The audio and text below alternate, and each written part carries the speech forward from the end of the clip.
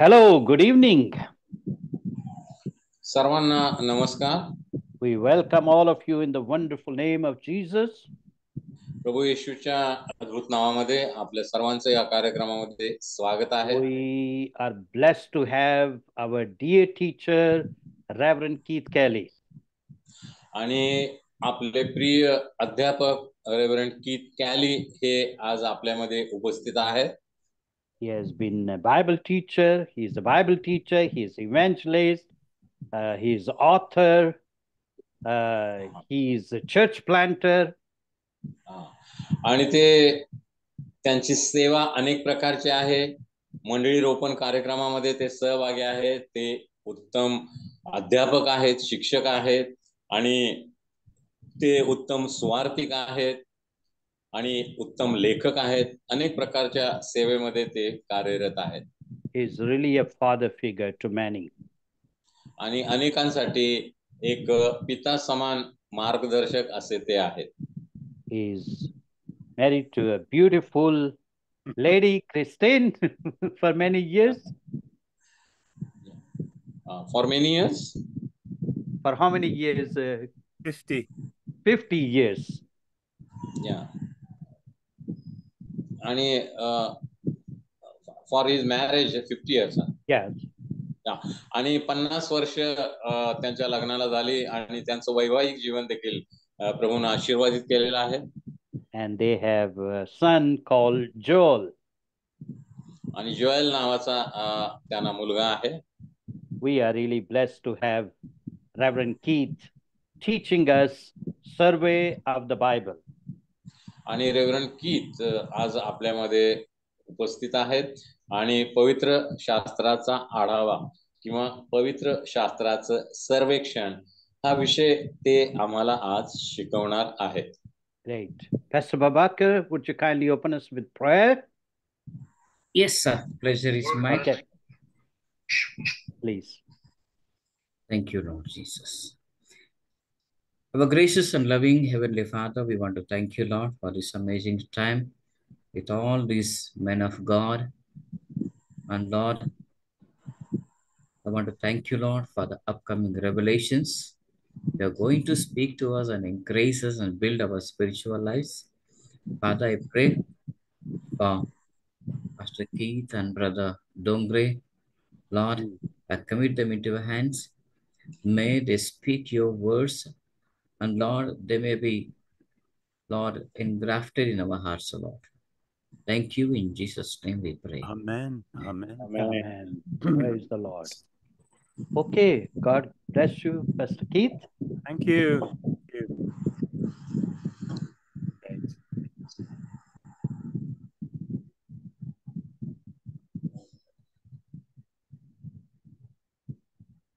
That's great. Well, it's great to be here.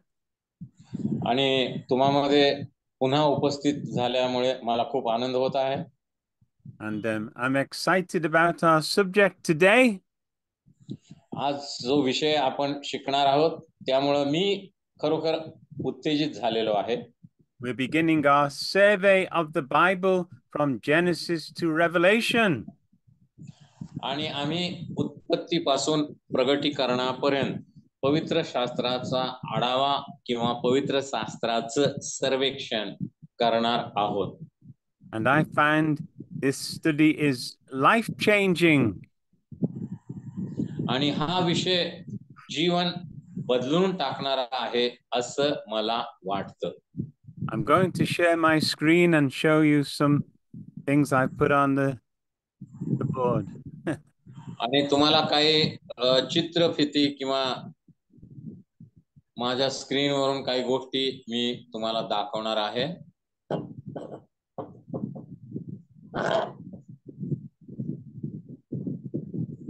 Okay. Great. So, as I say, we're going to look right through the whole Bible, and we'll do it in about 7 or 8 parts. But the first part is really the 5 books of Moses.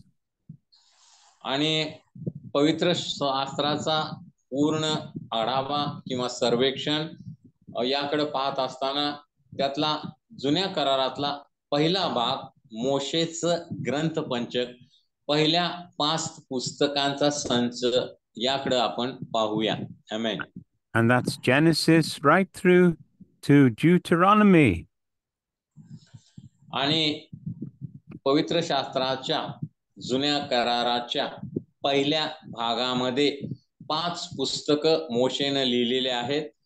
उत्पत्ती, निर्गम, लेवीय, गणना आणि अनुवाद अशा 5 पुस्तकांचा संच, त्याला आपण मोशेचं ग्रंथपंचक असं म्हणतो. आमेन.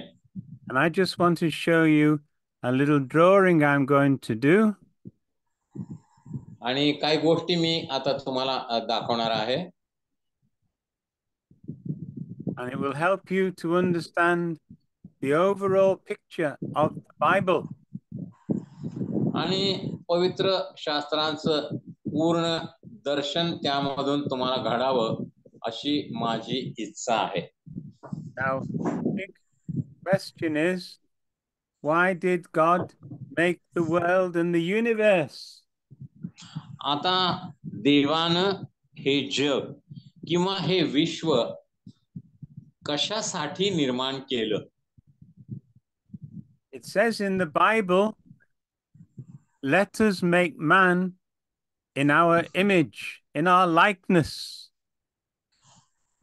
पवित्र शास्त्रामध्ये उत्पत्तीच्या पुस्तकामध्ये आम्ही वाचतो की देव म्हणाला, आपल्या प्रतिरूपाचा, आपल्या सदृश्य असा मानव निर्माण करूया. And I believe God wanted people like him who he could have fellowship with. आणि देवाची इच्छा आहे की मानव हे देवाप्रमाणे बनले पाहिजेत किंवा बनावेत, यासाठी की देवाची मानवाबरोबर सहभागिता करण्याची इच्छा आहे. I'm just trying to get my bigger picture. There we are. Yeah. Okay. And I believe God made us because he wanted people he could show his love to. स्क्रीनवर पाहताना त्या गोलामध्ये एक हार्टचं चित्र काढलेलं आहे आणि त्या हार्ट मधून देवाची प्रीती जणू काय आम्हाला प्रगट होते. When I got married 50 years ago. माझं लग्न झालं त्याला आता जवळजवळ 50 वर्ष झालेली आहेत. But we really wanted children. आणि आम्हाला लेकरांची खूप आवड होती. And we prayed and we prayed and we prayed, but no children. आणि आमच्या लग्नानंतर अनेक वर्ष आम्ही सतत प्रार्थना केली, परंतु आम्हाला काही मूलबाळ झालं नाही.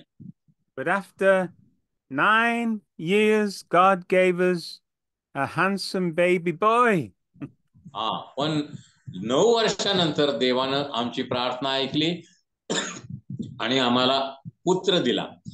Now he's a man. He's grown up and he's a man now. आता आमचा मुलगा खूप मोठा झालेला आहे, तो तरुण आहे. I was sharing my story of how we prayed for a child when I lived in Africa. आणि मी आफ्रिकेमध्ये असताना कशा प्रकारे आम्ही आमच्या मुलासाठी प्रार्थना केली याची साक्ष मी सांगतो. And one of my friends was a pastor in Malawi. Malawi येथे माझा एक पाळक मित्र राहत होता. And he heard my testimony, how that we prayed for a child and God answered from heaven. आणि त्यांनी साक्ष दिली की आम्ही मुलासाठी देवाची प्रार्थना केली आणि स्वर्गातून देवानं आमची प्रार्थना ऐकली, आम्हाला उत्तर दिलं आणि आम्हाला मुलगा झाला. And he went home and he said to his wife, they hadn't had children for 10 years. आणि त्यांनी घरात जाऊन आपल्या पत्नीला सांगितलं की 10 वर्ष त्यांना मूलबाळ नव्हतं. He said, if God could give Pastor Keith a child, he can give us a child. आणि हे जे पाळक होते मालावीतील, ते आपल्या बायकोला म्हणाले की पास्टर कीथला जर इतक्या वर्षांनी देव मुलगा देत असेल तर तो आपल्याला का देणार नाही. And he prayed with his wife, and I think we prayed for him, and then a year later he had a child. आणि त्यांनी नवरा बायकोनी प्रार्थना केली मुलासाठी, आम्हीही त्यांच्यासाठी प्रार्थना केली आणि 1 वर्षानंतर त्यांनाही मूल झालं. And then he had another child. आणि नंतर एक मुलगा झाला. And I had a letter this year from the miracle baby. आणि त्यांनी मला पत्र लिहिलं आणि कशा प्रकारे चमत्कार त्यांच्या जीवनामध्ये झाला, देवाने त्यांना कशा प्रकारे आशीर्वादित केलं. And this child who was born, he's now an evangelist and a preacher in Malawi. आणि आता त्यांना जो मुलगा झालेला आहे तो आता मोठा झालेला आहे, तो एक सुवार्तिक आहे, एक पवित्र शास्त्राचा संदेशकार आहे आणि देवाच्या राज्यामध्ये देवाच्या सेवेमध्ये आहे. आमेन. I believe God wants to be a father to many children. आणि मला वाटतं की अनेक लेकरांसाठी देव ही पित्याची भूमिका बजावू इच्छितो. But the story of the Bible is that something went wrong. परंतु पवित्र शास्त्राची जी गोष्ट किंवा कथा आहे ती कुठेतर बिघडलेली आम्ही पाहतो.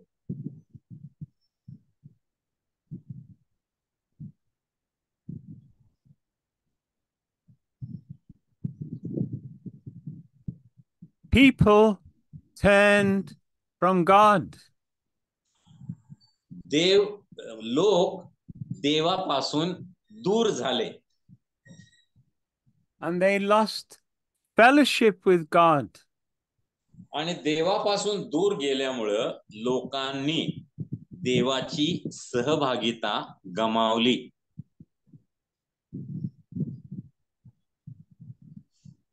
And the whole world became broken. आणि संपूर्ण जग हे अशा प्रकारे देवाच्या सहभागितेला पारखं झालं किंवा देवाची सहभागिता त्यांनी गमावली. And people try to get back to God in different ways, but it doesn't work. पण मग लोकांनी पुन्हा देवाला शोधण्याचा प्रयत्न केला. मानवी प्रयत्नांनी अनेक प्रकारे ते देवाला शोधू लागले, देवाला भेटण्याचा त्यांनी प्रयत्न केला, पण ते काही त्यांना साधलं नाही, जमलं नाही किंवा ते यशस्वी झाले नाहीत. They try many different religions, they try to make a lot of money, they try everything. आणि त्यांनी अनेक धर्माची स्थापना केली, अनेक प्रकारे पूजा पद्धती, भक्ती पद्धती यांचा अवलंब केला देवापर्यंत पोहोचण्यासाठी किंवा देवाला भेटण्यासाठी, पण ते कोणत्याही प्रकारे यशस्वी झाले नाहीत. But God sent his son from heaven. मग देवाने आपल्या एकुलत्या एक पुत्राला स्वर्गामधून पृथ्वीवर पाठवलं. And he showed what his father was like. आणि मग देवाच्या पुत्राने आपला पिता स्वर्गीय परमेश्वर कसा आहे, त्याचा स्वभाव कसा आहे हे जगाला दाखवून दिलं. He said, if you've seen me, you've seen my father. येशू म्हणाला, तुम्ही जर मला पाहिलेलं आहे तर जणू काय तुम्ही माझ्या पित्याला ही पाहिलेलं आहे. Some people rejected him and killed him. परंतु स्वर्गीय देवाला प्रगट करण्यासाठी आलेल्या देवाच्या एकुलत्या एका पुत्राचा जगाने नाकार केला आणि त्याला वधस्तंभी खिळून मारले. But it was God's plan that the Lord Jesus should take away all our sins in his own body on the cross. परंतु ही जिवंत देवाचीच योजना होती की वधस्तंभावरील बलिदानाच्या मृत्यूद्वारे प्रभू येशूने सर्व जगाचं पाप आपल्या शिरी घ्यावं, सर्व जगाच्या पापाबद्दलची शिक्षा वधस्तंभावर भोगावी. He conquered the devil and he conquered sin. प्रभू येशूने वधस्तंभावर सैतानावर विजय मिळवला, त्याने पापावर विजय मिळवला आणि त्याने मरणावर देखील विजय मिळवला. And he rose from the dead after 3 days. आणि तिसऱ्या दिवशी मरणावर विजय होऊन तो पुन्हा जिवंत झाला, पुनरुत्थित झाला. And now he's King of Kings and Lord of Lords. आणि आता तो राजांचा राजा आणि प्रभूंचा प्रभू असा बनलेला आहे. And when he went back to heaven, he sent the wonderful Holy Spirit into the hearts of believers. आणि प्रभू येशू ख्रिस्त स्वर्गामध्ये गेल्यानंतर त्याने मानवासाठी पवित्र आत्म्याला पृथ्वीवर पाठवलं.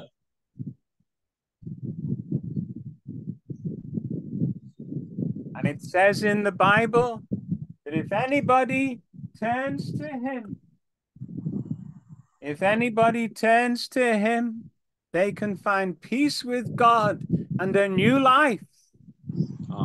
आणि पवित्र शास्त्रामध्ये आम्ही वाचतो की जर कोणी प्रभू येशू ख्रिस्ताच्या वधस्तंभावरील बलिदानावर विश्वास ठेवतो तर त्याला देवाबरोबर शांती मिळते, देवाशी त्याचा समेट होतो, त्याला पापांची क्षमा मिळते, त्याला सार्वकालिक जीवन प्राप्त होते.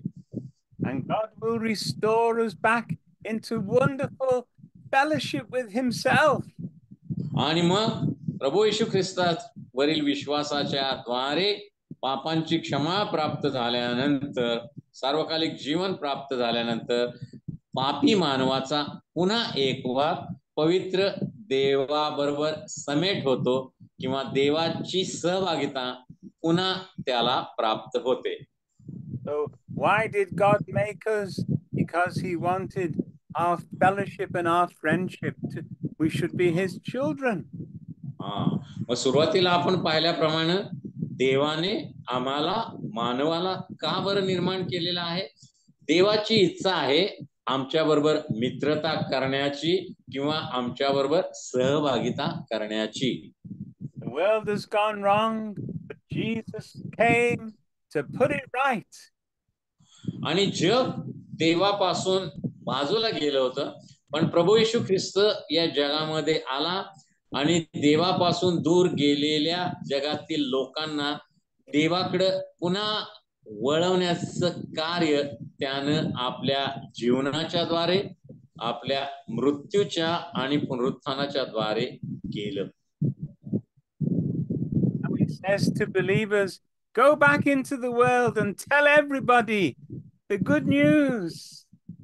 आणि म्हणून आता विश्वासणाऱ्यांचं हे काम आहे की त्यांनी जगामध्ये जाऊन ही सुवार्ता जगातील लोकांना सांगितली पाहिजे की आता देवाबरोबर समेट करण्यासाठी येशूवर विश्वास ठेवल्याने देवाबरोबरची सहभागिता उपलब्ध आहे, सार्वकालिक जीवन, स्वर्गीय जीवन उपलब्ध आहे.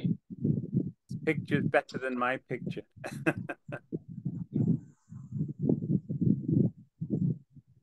So there we've got the story of the whole Bible in a picture.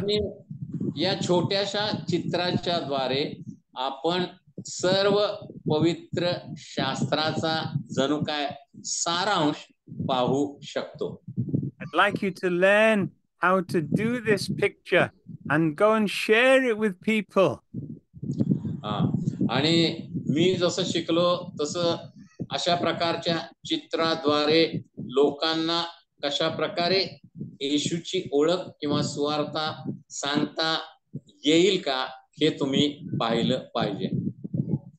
You can say to people, where are you on this picture? They might be here in a broken world, or they might be here at the cross of Christ. आणि जगामध्ये अनेक लोक आहेत ज्यांचे हृदय तुटलेले आहेत, जे दुःखीत आहेत, किंवा अशा अनेक लोकांपर्यंत येशूला पोहोचवण्याचं काम आम्हाला करायचं आहे. And we have to move on quickly. We haven't got much time, so let me go forward. Let me tell you my own story. आता आपण थोडक्यामध्ये पुढे जात आहोत. आपल्याला वेळ कमी असल्यामुळे काही गोष्टी लवकर आपल्याला संपवायच्या आहेत. I met Jesus when I was 14 years of age. या आणि 13 years 13. And the Bible says that whenever a person comes to Christ, they become a new creature, a new creation. The old is gone, the new is come. पवित्र शास्त्र आम्हाला सांगतं, जो कोणी ख्रिस्त येशू मध्ये आहे तो नवी उत्पत्ती आहे. पहा, जुने ते होऊन गेलेले आहे, सर्व गोष्टी नवीन झालेल्या आहेत. And Jesus set me free from Satan's power, from my sins and myself. आणि येशूनं सैतानी सामर्थ्यापासून, पापापासून मला मुक्त केलं. And it says in the Bible, John chapter 8, verse 36, if the Son of Man sets you free, you will really be free. आणि योहान 8 मध्ये आम्ही वाचतो, जर पुत्र तुम्हाला स्वतंत्र करील तर तुम्ही खरे स्वतंत्र व्हाल. And I began to understand that God's plan for me was that I should be pure and holy. आणि मग मी देवाला सांगितलं की देवा, मला तुझ्यासारखं शुद्ध आणि पवित्र जीवन जगायचं आहे, मला सहाय्य कर. Number 5, I went through many trials, tests, and temptations, but they made me want to follow Jesus all the more. आणि माझ्या जीवनामध्ये मी अनेक मोहामधून, परीक्षेमधून, संकटातून गेलो, पण या सगळ्याचा परिणाम म्हणून मी अधिकाधिक येशूच्या मागे, येशूच्या विश्वासामध्ये जणू काय वाढत गेलो. And then I discovered as I began to follow Jesus that he'd put a new law in my heart, a new covenant in my heart, that I could love people. आणि येशू बरोबरच्या सहभागितेमध्ये वाढत असताना माझ्या अंतःकरणामध्ये कार्य घडून मी लोकांवर प्रीती करायला शिकलो. Says in Hebrews chapter 10 verse 16, I will put my laws in their hearts, I will write my laws in their minds. आणि इब्री 10:16 मध्ये सांगितल्याप्रमाणे देव म्हणतो की मी माझे नियम त्यांच्या अंतःकरणावरून, मी माझ्या आज्ञा त्यांच्या हृदयपटावर लिहीन. And these 5 books of Moses, we sometimes call them the Pentateuch, they are a picture of the Christian life. आता पवित्र शास्त्रामधील जुन्या करारातील पहिला भाग, ज्याला आपण इंग्रजीमध्ये पेंटेटॉच किंवा मराठीमध्ये मोशेचे ग्रंथ पंचक म्हणतो, या 5 पुस्तकाच्या संचामधून आम्हाला जीवना संबंधीची माहिती प्राप्त होते. Remember my story? I said when I came to Christ when I was 14, I became a new creation, a new person, a new life. आणि मी मगाशी सांगितल्याप्रमाणे मी ज्या वेळेला ख्रिस्तामध्ये आलो किंवा ख्रिस्तावर विश्वास ठेवला त्यावेळेला जणू काय माझा नवीन जन्म झाला, माझी नवीन निर्मिती झाली. And in Exodus, Moses led the people out of Egypt, out of slavery. And here's a picture of the Lord Jesus who led me to freedom, freedom from sin and self and Satan. आता ग्रंथ पंचकातलं दुसरं पुस्तक निर्गमाचं आहे. त्या पुस्तकामध्ये लाखो लोक जे फारोच्या गुलामगिरीमध्ये मिस्र देशामध्ये होते त्यांना मोशेनं कशा प्रकारे त्यांची सोडवणूक केली आणि देवानं त्यांच्यासाठी ठेवलेल्या वचनदत्त देशामध्ये कनान देशामध्ये तो घेऊन गेला याचं चित्र आहे. त्याचप्रमाणे देवानं माझ्या जीवनामध्ये देखील केलं. माझी पापाच्या शिक्षेपासून पापापासून सैतानापासून सुटका केली आणि मला देवाच्या राज्यामध्ये देव घेऊन आला. आमेन.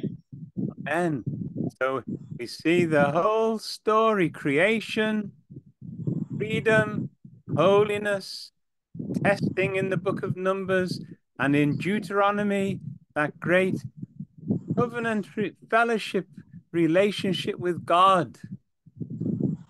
आणि लेवियच्या ग्रंथामध्ये आम्ही पाहतो की ज्या वेळेला आम्ही पापापासून मुक्त होतो, जुन्या जीवनापासून मुक्त होतो, त्यावेळेला कशा प्रकारे आम्हाला देवाची भक्ती उपासना करायची आहे. अनेक अर्पणा संबंधी आम्ही त्यामध्ये वाचतो. आणि चौथं पुस्तक जे गणना आहे आणि पाचवं पुस्तक जे अनुवाद आहे त्यामध्ये देखील आम्ही कशा प्रकारे देवा बरोबर चाललं पाहिजे, कशा प्रकारे देवाचं आज्ञा पालन केलं पाहिजे या संबंधीची माहिती आम्हाला प्राप्त होते. आमेन. Amen. Now, with the Bible, it's not just one book, it's actually a library of 66 different books. आता पवित्र शास्त्र हे एक पुस्तक असं नाही आहे. पवित्र शास्त्र म्हणजे 66 पुस्तकांचं एक ग्रंथालय आहे असं आपण म्हणू शकतो. If you go away for a holiday, you could take your Bible and you've got a whole 66 books here, which are wonderful. आणि तुम्ही जर सुट्टीला बाहेर गावी जात असाल तर तुम्ही पवित्र शास्त्र बरोबर घेऊन जाता, म्हणजे ही 66च्या 66 पुस्तकं तुमच्या बरोबर तुम्ही घेऊन जाता. There's the man going on holiday. या ठिकाणी तुम्ही एक मनुष्य बॅग घेऊन सुट्टीला निघालेला पाहता. And these are the different parts of the Bible, but today we're looking at the first 5 books, what we call the law or the books of Moses. आता पवित्र शास्त्रातील पुस्तकांचे निरनिराळे भाग पाडलेले आहेत. पवित्र शास्त्राचं शिक्षण घेण्यासाठी ते या चित्राच्या द्वारे आम्ही पाहू शकतो. जुन्या करारातील पहिला भाग ज्याला आम्ही मोशेचं ग्रंथ पंचक म्हणतो, इंग्रजीमध्ये पेंटेटॉच म्हणतो, 5 पुस्तकांचा हा गठ्ठा आहे किंवा संग्रह आहे. उत्पत्ती, निर्गम, लेविय, गणना आणि अनुवाद. आमेन. Amen. And in the beginning, we know that God created the world. उत्पत्तीमध्ये आम्ही वाचतो की प्रारंभी देवाने आकाश व पृथ्वी ही निर्माण केली. Why did he make the world? Because he wanted friendship. He wanted to be a father to many people, and we are his children. आणि देवाने का बरं ही पृथ्वी निर्माण केली किंवा का मानवजात निर्माण केली? देवाला मानवाबरोबर सहभागिता ठेवायची होती. देवाला मानवांचा पिता व्हायचं होतं. मानवांनी देवाची लेकरं व्हावी, देवाच्या कुटुंबामध्ये असावं अशी देवाची इच्छा होती. It says in Psalm 115, verse 16, the highest heavens belong to the Lord, but he has given the earth to human beings. आणि स्तोत्र 115च्या 16व्या वचनामध्ये आम्ही वाचतो, स्वर्ग तर देवाचा आहे, परंतु पृथ्वी त्याने मानव जातीला दिलेली आहे. आमेन. Amen. And here's a little way to study the Bible. It's called the law or the rule of first mention. And it's when a subject is first written about in the Bible, it helps us to understand God's plans. So, for example, the first thing we learn about God in the Bible, it says in Genesis chapter 1, verse 1, in the beginning, God created. The first thing God does in Genesis is to create good things. या आता पवित्र शास्त्र अभ्यास करण्याचे वेगवेगळे सिद्धांत किंवा नियम पवित्र शास्त्राच्या अभ्यासकांनी किंवा तज्ञांनी निर्माण केलेले आहेत. त्यातील एक नियम असा आहे की पवित्र शास्त्रामध्ये सर्वात प्रथम ज्या गोष्टीचा उल्लेख आढळतो, एखाद्या गोष्टी संबंधी किंवा घटनेसंबंधी, त्या गोष्टीचा किंवा घटनेचा जो अर्थ असतो तोच अर्थ संपूर्ण पवित्र शास्त्रामध्ये लागू होतो. हा नियम काय आहे की पवित्र शास्त्रामध्ये अगदी सुरुवातीला एखाद्या गोष्टी संबंधी किंवा एखाद्या घटनेसंबंधी जो उल्लेख आहे त्याचा जो अर्थ आहे तोच अर्थ संपूर्ण पवित्र शास्त्रभर त्या घटनेसाठी किंवा त्या गोष्टीसाठी लागू होतो. उदाहरणार्थ उत्पत्ती 1:1 मध्ये आम्ही वाचतो, प्रारंभी देवाने आकाश व पृथ्वी ही निर्माण केली. आता देवा संबंधी अगदी सुरुवातीला आम्हाला काय कळतं की देव हा निर्माण करता देव आहे. आता संपूर्ण पवित्र शास्त्रामध्ये देवाचा हा स्वभाव आम्हाला आढळून येतो की देव म्हणजे निर्माण करता, तो निरनिराळ्या गोष्टींची निर्मिती करतो. आमेन. Amen. So it actually says everything that God made was very good in the first chapter of Genesis. Very good. आणि मग उत्पत्तीच्या पहिल्या अध्यायामध्ये आम्ही वाचतो, देव हा निर्माण करता देव आहे आणि देवानं उत्पत्तीच्या पहिल्या अध्यायामध्ये अनेक गोष्टी निर्माण केल्या. पृथ्वी निर्माण, स्वर्ग निर्माण केला, आकाश निर्माण केले, पक्षी प्राणी निर्माण केले आणि देवानं पाहिलं की हे सर्व काही चांगलं आहे. So the Bible, it's an interesting thing that the Bible begins in a garden, and then that's in Genesis chapter 2, verse 8. And then it ends in a garden in the last book in the Bible, Revelation chapter 22. आता उत्पत्तीच्या दुसऱ्या अध्यायाच्या 8व्या वचनामध्ये आम्ही पाहतो, त्या ठिकाणी एदेन बागेचा संदर्भ आहे. देवानं एदेन बागेची निर्मिती केली आणि आदाम हवेला त्या बागेमध्ये राहण्यासाठी ठेवलं. आणि पवित्र शास्त्राच्या शेवटच्या पुस्तकामध्ये प्रगटीकरणाच्या पुस्तकाच्या 22व्या अध्यायामध्ये देखील आम्ही एका बागे संबंधी वाचतो. पवित्र शास्त्र बागे संबंधी सुरू करतं आणि पवित्र शास्त्राचा शेवटच्या पुस्तकामध्ये देखील बागेचं दर्शन आम्हाला घडतं. आमेन. Amen. And then there are 4 major things which happen in the book of Genesis, and that's 4 major events: creation, the fall into sin, the flood at the time of Noah, and the Tower of Babel. आता जुन्या करारामधील उत्पत्तीच्या ग्रंथाचा अभ्यास करताना त्यामधील 4 महत्वाच्या घटना आम्हाला लक्षात ठेवायला पाहिजेत. या 4 महत्वाच्या घटना कोणकोणत्या आहेत? सर्वात प्रथम म्हणजे निर्मिती. देवानं कशा प्रकारे सर्व विश्वाची निर्मिती केली, मानवाची निर्मिती केली. पहिला भाग निर्मिती. दुसरा म्हणजे पतन. कशा प्रकारे पापामुळं मानवाचं पतन झालं, मानव देवापासून दूर गेला. तिसरी गोष्ट नोहाच्या वेळी आलेला जलप्रलय. कशा प्रकारे नोहा आणि त्याचं कुटुंबीय सोडून सर्व जगाचा देवाने नाश केला. आणि चौथी घटना म्हणजे बाबेलचा बुरुज, जो उत्पत्तीच्या 11व्या अध्यायामध्ये आम्ही पाहतो की त्या बाबेलच्या बुरुजाच्या द्वारे देवानं भाषेचा गोंधळ करून जणू काय निरनिराळ्या राष्ट्रांची स्थापना केली. या 4 महत्वाच्या घटना आम्ही उत्पत्तीमध्ये वाचतो. पहिली गोष्ट म्हणजे निर्मिती, दुसरी गोष्ट पतन, तिसरी गोष्ट नोहाच्या वेळचा महाप्रलय आणि चौथी गोष्ट म्हणजे बाबेलचा बुरुज. आमेन. Amen.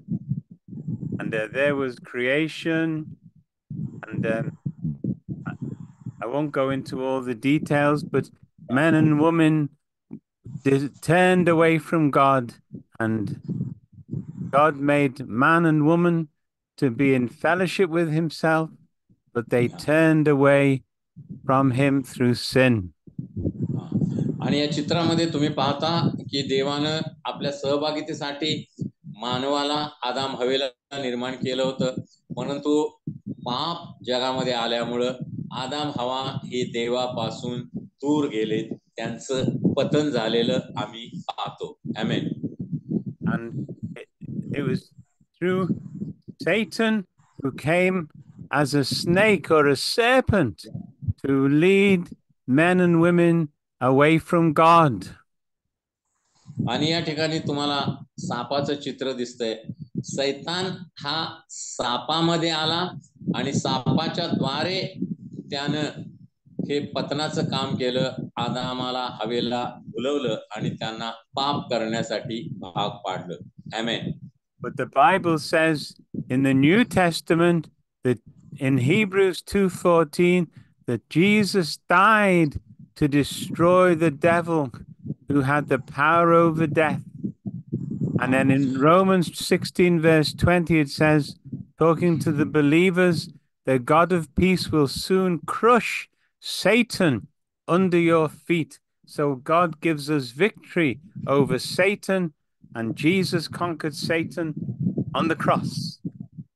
आणि इब्रिकराच्या पत्रामध्ये आणि रोमकराच्या पत्रामध्ये आम्ही पाहतो की कशा प्रकारे देवानं प्रभू येशू ख्रिस्ताला सैतानाचा पराभव करण्यासाठी या जगामध्ये पाठवलं. प्रभू येशू ख्रिस्ताने वधस्तंभावरील आपल्या बलिदानाच्या द्वारे, मरणाच्या द्वारे सैतानाचा, पापाचा, मरणाचा पराभव केला आणि प्रभू येशू ख्रिस्ताने मरणावर विजय मिळवून तो विजय मानवाला दिला. आता प्रभू येशू ख्रिस्तावरील विश्वासाच्या द्वारे मनुष्य पापापासून आपली सुटका करून घेऊ शकतो, सैतानापासून आपली सुटका करून घेऊ शकतो. म्हणून प्रभू येशू ख्रिस्ताला आम्ही पापावर विजय मिळवणारा हा मानवाचा पुत्र असं संबोधू शकतो. आमेन. Amen. We have the victory. Here's a story of Noah. Noah's Ark is really a picture of Christ. Everybody was going to die, and Noah built an ark, a boat, and everybody in the ark, in the boat, was saved. Everybody outside was lost, and that's a picture. If we come to Christ, He is our place of rescue. He is our boat. He is our Savior. Outside of Christ, we are lost, but within Christ, we are saved. आता या ठिकाणी तुम्ही नोहाच्या तारूचं चित्र पाहू शकता. नोहाचं तारू हे जुन्या करारातील प्रभू येशूचं आम्हाला दर्शन घडवतं. जसं जलप्रलय आला आणि नोहाच्या तारूमध्ये असलेल्या लोकांशिवाय पृथ्वीवरील सर्व मानव आणि प्राणी, पशु पक्षी हे मरून गेले, त्याप्रमाणे प्रभू येशू ख्रिस्त हा जणू काय नोहाच्या तारवासारखा आहे. प्रभू येशू ख्रिस्तामध्येच आम्ही पापापासून, सैतानापासून नरकापासून आमचा बचाव करू शकतो. जे येशूवर विश्वास ठेवतात त्यांचा पापापासून, नरकापासून, मरणापासून बचाव होतो. जे येशूवर विश्वास ठेवत नाहीत ते जणू काय तारवाच्या बाहेर आहेत, त्यांचा नाश निश्चित आहे. म्हणून जुन्या करारातील नोहाचं तारू हे प्रभू येशू ख्रिस्तामधील तारणाचं दर्शन आहे. आमेन. Amen. And then there was a story of the Tower of Babel. God told the people to spread out over the world, but they built a tower. I think they were very proud, but God confused their languages and then they had to spread out. आणि या ठिकाणी आपण उत्पत्तीच्या 11व्या अध्यायामधील बाबेलचा बुरुज पाहतो, त्याचं चित्र पाहतो. आणि त्या काळी लोक अत्यंत स्वार्थी होते आणि देवाला मानत नव्हते. त्यांनी विचार केला की देव स्वर्गात राहतो, कुठं राहतो ते आपण पाहूया. आपण एक इतका उंच बुरुज बांधूया की जो त्याचं वरचं टोक स्वर्गापर्यंत पोहोचेल. म्हणून त्याने बांधकाम करायला सुरुवात केली. परंतु देवानं त्यांच्या भाषेचा गोंधळ करून त्यांचा हा प्रयत्न हाणून पाडला आणि त्यापासून अनेक राष्ट्रांची निर्मिती झालेली आम्ही पाहतो. बाबेलच्या बुरुजाचं हे चित्र या ठिकाणी आम्ही पाहतो. आमेन. Amen. And then there are 4 major people mentioned in Genesis. They are Abraham, Isaac, Jacob, and Joseph. आता उत्पत्तीचा ग्रंथाचा अभ्यास करताना आम्ही पाहिलं 4 महत्वाच्या घटनांचा अभ्यास आम्हाला करायचा आहे. कोणकोणत्या? निर्मिती, मानवाचं पतन, नोहाचा जलप्रलय आणि बाबेलचा बुरुज.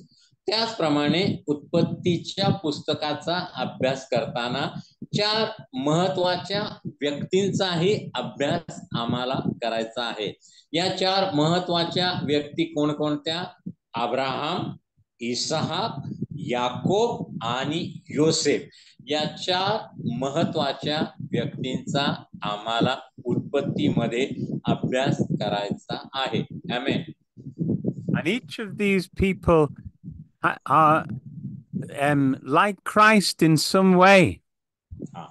आता ह्या ज्या 4 व्यक्ती आहेत, अब्राहम, इसहाक, याकोब आणि योसेफ, यामध्ये प्रभू येशू ख्रिस्ताच्या स्वभावाचं कुठं ना कुठं आम्हाला दर्शन घडतं. आमेन. Abraham believed God and obeyed God. अब्राहमानं देवावर विश्वास ठेवला आणि देवाचं आज्ञापालन केलं. आमेन. Isaac received the blessings of God. He just received it. He learned to receive. इसहाकाच्या जीवनामध्ये काय घडलं? इसहाकानं आपला पिता अब्राहम याच्याद्वारे सर्व काही आशीर्वाद स्वीकारले. त्याप्रमाणे इसहाकाचं जीवन देवापासून सर्व गोष्टी आम्ही स्वीकारल्या पाहिजेत याचं आम्हाला दर्शन घडवतं. आमेन. And Jacob, he was a fighter. He would do anything. He struggled with God, but in the end, he wanted God. He wanted God. आता याकोबाच्या जीवनामध्ये आम्हाला संघर्ष दिसतो. याकोबानं अनेक गोष्टी मिळवण्यासाठी खूप मोठा संघर्ष केला आणि म्हणून आम्ही देखील देवापासून सर्व गोष्टी मिळवण्यासाठी संघर्ष केला पाहिजे. आमच्या जीवनामध्ये सातत्य ठेवलं पाहिजे, चिकाटी ठेवली पाहिजे. आमेन. And then you have Joseph, who was so much like Christ. आणि चौथा व्यक्ती कोण? योसेफ. योसेफाचं जीवन आणि प्रभू येशू ख्रिस्ताचं जीवन यामध्ये आम्हाला बरंच साम्य, सारखेपणा आढळतो. He was rejected by his brothers, but he became ruler of Egypt, and then he fed all the people of the nations. योसेफाच्या जीवनामध्ये काय घडलं? त्याच्या भावांनी त्याचा विरोध केला, त्याला मारण्याचा प्रयत्न केला, त्याला गुलाम म्हणून विकलं. परंतु मिस्र देशामध्ये गुलामापासून तो मिस्राचा पंतप्रधान झाला आणि त्याने दुष्काळामध्ये मिस्रातील लाखो लोक आणि आजूबाजूच्या देशातील लाखो लोकांचा देखील जीव वाचवला. आमेन. What a picture of the Lord Jesus. God said to Abraham, I'll bless you and you'll be a blessing. And those who curse you, I'll curse, but I'll use you to bless all people on earth. उत्पत्तीच्या 12व्या अध्यायाच्या पहिल्या 3 वचनामध्ये अब्रामाचं पाचारण आम्ही पाहतो. त्यामध्ये देवानं अब्रामाला काय सांगितलं, मी तुला आशीर्वादित करीन आणि तू आशीर्वाद मूलक होशील, म्हणजे तू इतरांना आशीर्वाद देशील. योसेफाच्या जीवनाद्वारे योसेफाने अनेकांना आशीर्वादित केलं, म्हणजे दुष्काळामध्ये अनेकांचे प्राण वाचवले. त्याप्रमाणे येशू देखील आम्हाला आमच्यासाठी आशीर्वाद मूलक आहे. येशूवर विश्वास ठेवल्याने आमचे प्राण वाचणार आहेत. आमची सैतानापासून नरकापासून सुटका होणार आहे आणि आम्हाला सार्वकालिक जीवन, देवाचं जीवन, स्वर्गीय जीवन प्राप्त होणार आहे. आमेन. Amen. And the way that all the people on the earth will be blessed, it's through the descendant of Abraham, and the descendant of Abraham was the Lord Jesus Christ. Come to bless everybody. उत्पत्तीच्या 12व्या अध्यायामध्ये पहिल्या 3 वचनामध्ये अब्राहमाला दिलेल्या पाचारणामध्ये आम्ही पाहतो की देवानं अब्राहमाला सांगितलं की तुझ्याद्वारे, म्हणजे तुझ्या पुढील पिढ्यांच्या द्वारे, तुझ्या येणाऱ्या संततीच्या द्वारे जगामधील सर्व जातीचे, कुळाचे, गोत्राचे लोक आशीर्वादित होतील.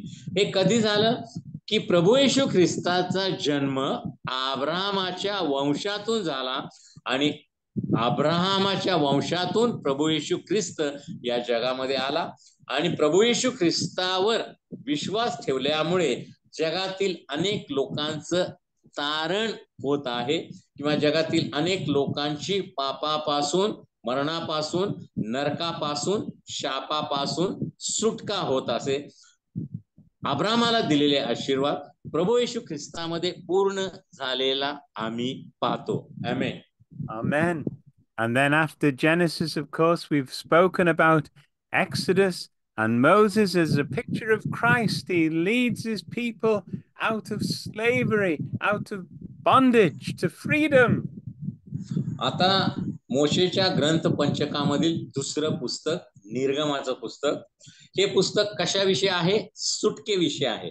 सुटका कुणी केली? मोशेनं केली. मोशेनं लाखो यहुदी लोकांची, जे मिस्रामध्ये फारो राजाच्या गुलामगिरीत होते, त्यांची त्यापासून सुटका केली आणि त्यांना तो देवानं त्यांच्यासाठी नेमलेल्या वचनदत्त देशामध्ये, कनान देशामध्ये घेऊन गेला. म्हणून मोशे हा सुटका करणाऱ्याचं प्रतीक आहे. जुन्या करारामध्ये मोशे हे येशूचं प्रतीक आहे. ज्याप्रमाणे मोशेनं यहुदी लोकांची फारोच्या गुलामगिरीतून सुटका केली, त्याप्रमाणे प्रभू येशू आम्हाला पापाच्या गुलामगिरीतून सुटका करून तो आम्हाला देवाच्या राज्यामध्ये घेऊन येतो. तो आम्हाला आशीर्वादामध्ये घेऊन येतो. आमेन. Amen. As you can see, there's so many things we can talk about. I'm going to finish there, but I'll send my notes through, and then you can all hopefully try to look at the notes, and you'll get an idea of all the beautiful things in these first 5 books. आणि सगळ्याच या पहिल्या 5 पुस्तकांमधील गोष्टींचा आम्हाला अभ्यास करता येणार नाही वेळेअभावी. तरी माझ्या नोट्स तुमच्याकडे आहेत. तुम्ही त्या नोट्सचा सखोल अभ्यास करा. त्यातले जे वचन आहेत ते पवित्र शास्त्रामध्ये शोधा, वाचा, त्याचा अभ्यास करा आणि मग या 5 पुस्तकामधील मोशेच्या ग्रंथ पंचकामधील अनेक अद्भुत गोष्टी तुम्हाला दिसून येतील. आमेन. Amen. I've been trying to study the Bible for 60 years, and honestly, I find it so exciting, so satisfying. आणि गेले 60 वर्ष मी या पवित्र शास्त्राचा अभ्यास करत आहे.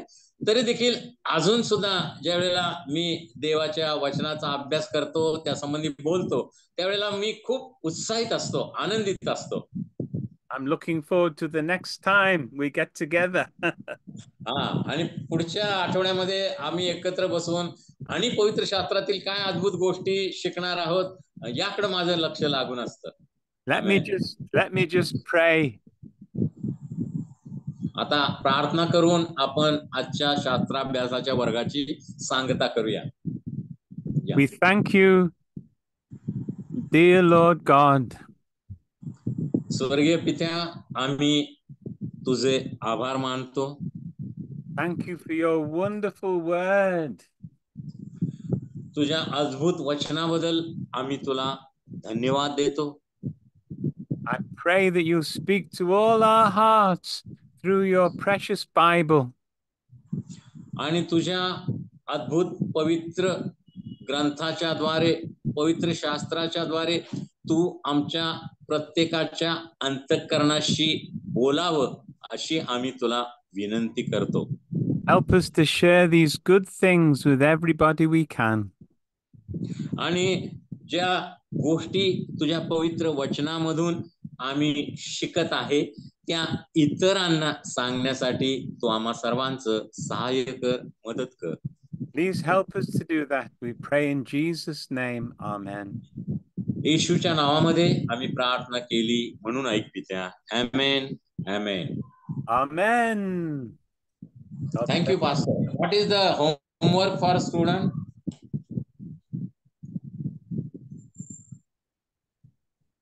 Homework for student for today's lesson. Oh, yes. Okay.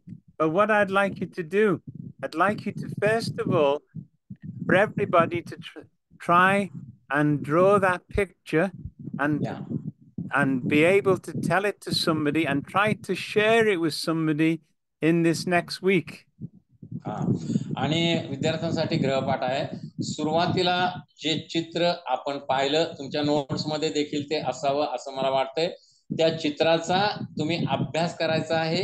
ते चित्र तुम्ही स्वतः काढायचं आहे. त्यातील ज्या गोष्टी त्या चित्रामध्ये रेखाटलेल्या आहेत त्याचा अर्थ शोधायचा आहे, जेणेकरून त्या चित्राच्या द्वारे तुम्हाला त्या चित्रामधील गोष्टी इतरांना स्पष्ट करून सांगता येतील. हा तुमच्यासाठी गृहपाठ आहे विद्यार्थ्यांसाठी. सुरुवातीचं जे चित्र होतं गोलामध्ये अनेक गोष्टी काढलेल्या, ते चित्र तुम्ही काढायचं आहे, त्याचा अभ्यास करायचा आहे. आतमध्ये कोणकोणत्या गोष्टी आहेत ते पाहायचं आहे, त्याला लेबलिंग करायचंय, नावं द्यायचं आहे, जेणेकरून त्या चित्राच्या द्वारे तुम्हाला इतरांना या पुस्तकातील घटना स्पष्ट करून सांगता येतील. Amen.